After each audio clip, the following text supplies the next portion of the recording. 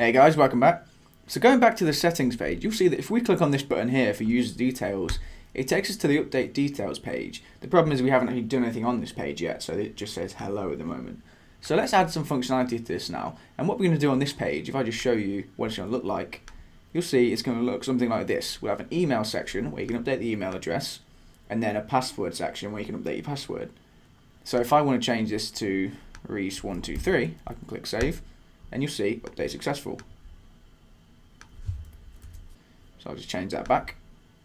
So let's start by setting this up. Okay, so we'll set up the email section and the password section. So go back to update details.php, and this is pretty simple, nothing too difficult about this. Open the PHP block and do what we usually do, where we include the included files file. So include parentheses, double quotes, inside there put include/included files.php, just like we do in every other page. And then that's all the PHP we need at the moment. Underneath that, create a div, and this div is going to have the class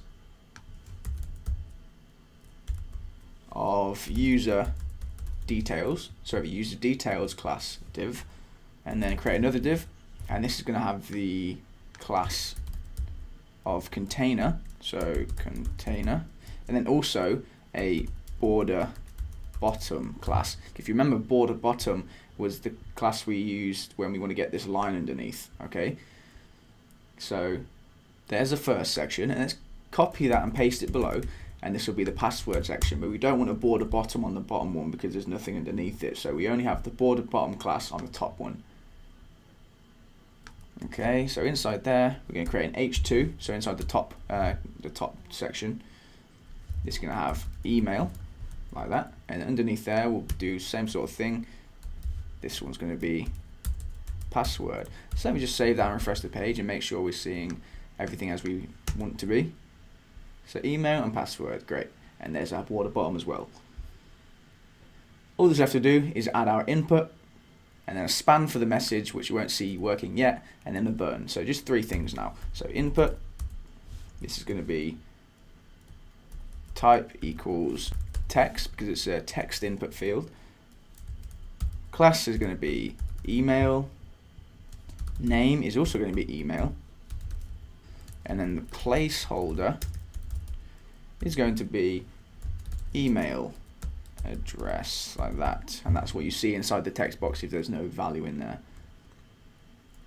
So just refresh the page, I'll show you what I mean. And you'll see this email address placeholder in there. And the very last thing to do is just put a value.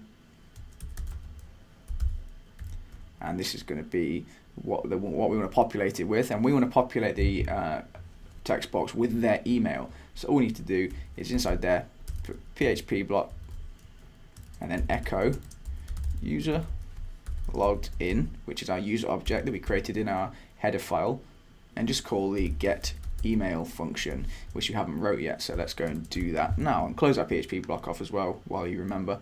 So in the user class, just copy and paste this function here, and then this will be get email.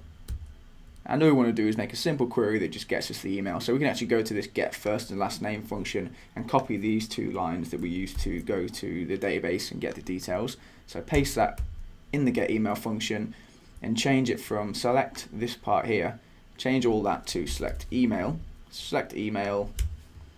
from users, where username equals this username, that's fine, rows fine, and then we can just return row square brackets, and this can just be email. This will return us the email value.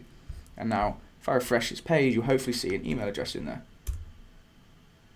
which we do right there. The text is white because we haven't styled this yet, but that's fine. We know it works. So that's okay. Go back to update details, and let's do the span now for the error message, which we won't actually populate yet. But just create a span, and this is just going to have the class equals message like that, and that's fine. Leave that for now. And the last thing, button there, and this is just going to have the class equals button like that, which gives us our default style. And then the on click, and then we can just leave that blank for now because this is going to call our update email function, which we haven't wrote yet. So that's fine, leave it like that. and then just put save inside the button. And then if we refresh the page, you'll see the save button too, which you do.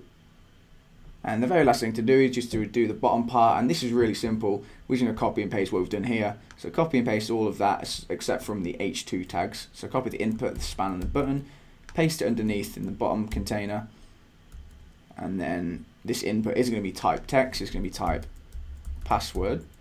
Class is going to be old password, like that. Name is also going to be old password, and the placeholder is just going to be current password, and we can get rid of the value because we don't want to populate that at all. So current password as a placeholder, and then old password is the name and the class, and then type equals password. Then copy that input there and paste it below 2 more times. Now we have 3 input fields of type password. So keep the type as password. Class is going to be new password 1. New password 1. Copy that and put it into name as well. This can just be, instead of current password, the placeholder can be new password.